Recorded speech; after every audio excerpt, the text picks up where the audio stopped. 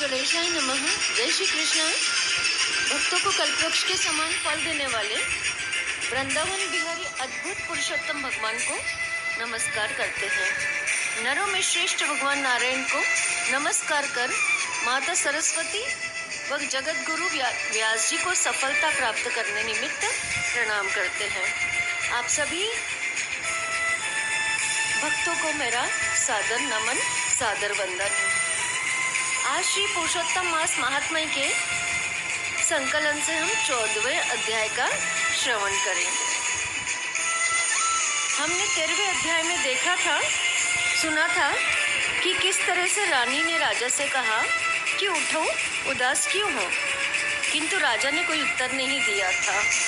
स्त्री के इतने प्रेम निवेदन को ठुकराकर राजा बहुत समय तक ऐसे ही चिंतित और दुखी रहे। श्री नारायण बोले, राजा इसी प्रकार चिंताग्रस्त रहता था। इस 14वें अध्याय में वाल्मीकि मुनि का उपदेश बताया गया है। राजा इसी प्रकार चिंताग्रस्त रहता था कि एक समय वाल्मीकि ऋषि उसके यहाँ आए। राजा ने जल्दी से उठकर भक्ति सहित उनके चरणों में नमस्कार किया। तब वाल्मीकि ऋषि राजा को चिंतामग्न देख कहने लगे, हे राजन, तेरे मन में जो कुछ भी हो, चिंता हो, वह तुम बिना संकोच कहो, क्या बात है। दृढ़धनुआ ने कहा, महाराज, आपके चरणों की कृपा में सब सुख है, परंतु हे ब्राह्मण, एक बड़ा संदेह मेरे मन में है। सो उस वन के तोते के मुख से सुने हुए लगे हुए शूल को आप दूर करिए। वाल्मीकि ऋषि राजा के यह वचन सुन बोले, हे राजन, पूर्व जन्म में तुम द्रविड़ देश में ब्राह्मण के घर में ताम्रपर्णी नदी के किनारे उत्पन्न हुए थे। सुदेव तुम्हारा नाम था। तुम धार्मिक सत्यवादी, जितना मिला उतने में ही संतुष्ट रहने वाले थे। तुम्हारी स्त्री उत्तम गुणों वाली गौतम ऋषि की पुत्री गौतमी नाम से विख्यात थी।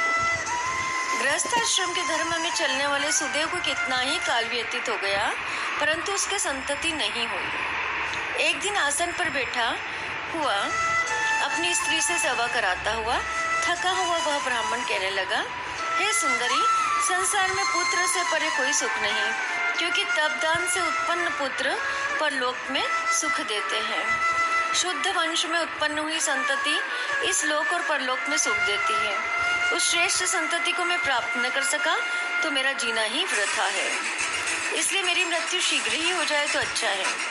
इस प्रकार अपने पति के वचनों को सुनकर सुंदरी के मन में अत्यंत दुख हुआ। वह बोली, हे प्राणेश्वर, ऐसे तुच्छ वाक्य मत कहो। तुम्हारे जैसे वैष्णव शूरवीर कभी निराश नहीं होते। हे विप्र, यदि आपको पुत्र की इच्छा है तो हरि जगन्नाथ की आराधना करो। वह ब्राह्मण श्रेष्ठ अपनी धर्म पत्नी के ऐसे वचन को सुनकर ताम्रपर्णी नदी के किनारे चले गया। वहां जा पुण्य तीर्थ में स्नान कर महाभयंकर तप करने लगा। हे राजन, उसके तप से त्रिलोकी कांप उठी। सुदेव का महाउग्र तप देखकर बड़े वेग से गरुड़ पर चढ़कर भक्त वत्सल श्री भगवान प्रकट हुए। नवीन मेघ के समान चतुर्भुज मुख को देखकर बड़े हर्ष के साथ सुदेव ब्राह्मण ने भगवान श्री मुकुंद को साष्टांग नमस्कार किया। यही है प्रभु की लीला, यही है एक भक्त का अपने भगवान के प्रति विश्वास। यही होता है तब जब और हमारी मनोकामना के लिए भगवान से प्रार्थना। ये था 14वां अध्याय। 15वें अध्याय में हम सुनेंगे कि सुदेव ब्राह्मण को किस प्रकार वरदान की प्राप्ति हुई। भगवान श्री कृष्ण हम सब पर अपनी कृपा दृष्टि बनाए रखें।